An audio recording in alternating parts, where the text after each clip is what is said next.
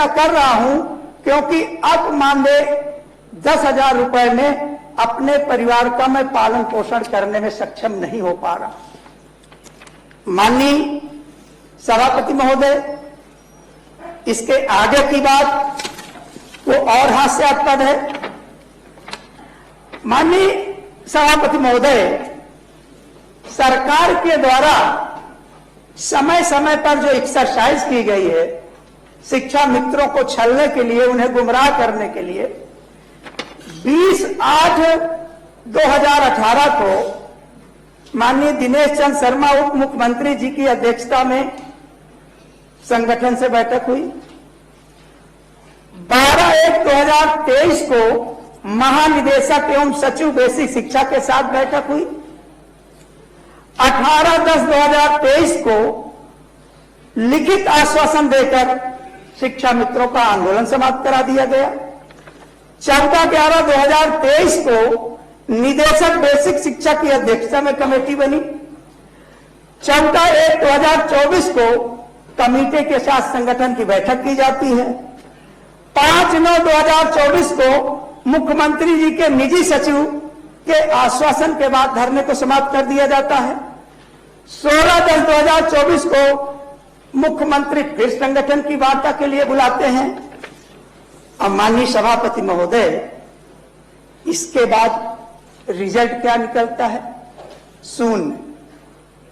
आज माननीय सभापति महोदय, ये मेरे पास पूरी बुकलेट है, पूरी बुकलेट, जिसमें हजारों शिक्षा मित्रों ने आत्महत्या कर ली। माननीय सभापति महोदय, आज सरकार यदि चाहती तो एक भी शिक्षा मित्र आत्महत्या न करने पाता।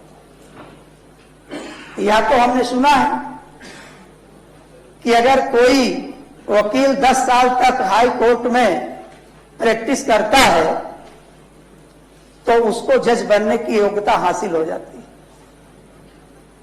लेकिन वह बेचारा शिक्षा मित्र जो अपने गांव का मेधावी था, टॉपर था, जब उसका चयन किया गया, जब अध्यापकों की कमी थी, तो अपना पूरा जीवन दांव में लगा करके उन नन्हे मुन्ने बच्चों को पढ़ाने का काम किया।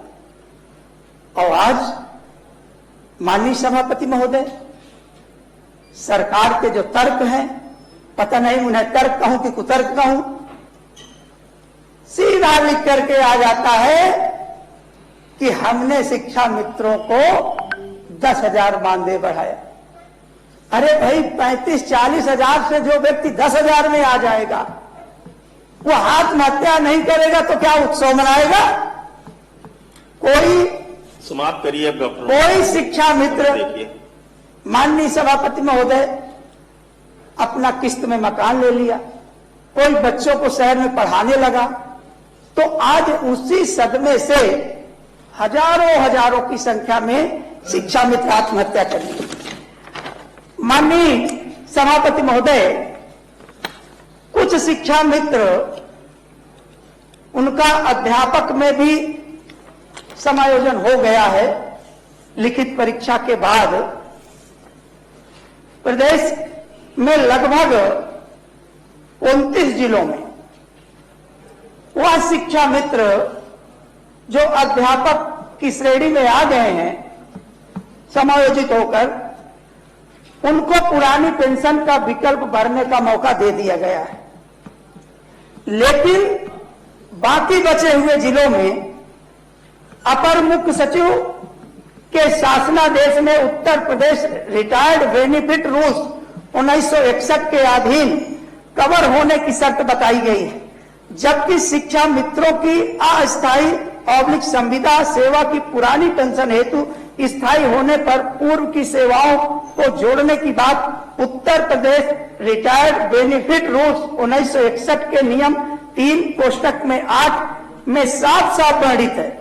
और इसी नियम के आधार पर 46 जिलों के जिला बेसिक शिक्षा अधिकारियों द्वारा विकल्प पत्र भर के मंगा लिया गया है। समाप्त करिए। माननीय अधिष्ठाता महोदय, हमारे सभापति महोदय, मैं आपसे अनुरोध करता हूं समय देखिए कि यदि सरकार अपनी हठ धर्मिता छोड़ दे तो जो नन्हे मुन्ने बच्चे अनाथ हो रहे हैं उनके, जबकि शिक्षा मित्रों की अस्थायी पब्लिक संविदा सेवा की पुरानी पेंशन हेतु स्थायी होने पर पूर्व की सेवाओं को जोड़ने की बात Uttar Pradesh retired benefit rules 1961 के नियम 3 कोष्टक में 8 में साफ साफ वर्णित है और इसी नियम के आधार पर 46 जिलों के जिला बेसिक शिक्षा अधिकारियों द्वारा विकल्प पत्र भर के मंगा लिया गया है। समाप्त करिए। माननीय अधिष्ठाता महोदय, हमारे सभापति महोदय, मैं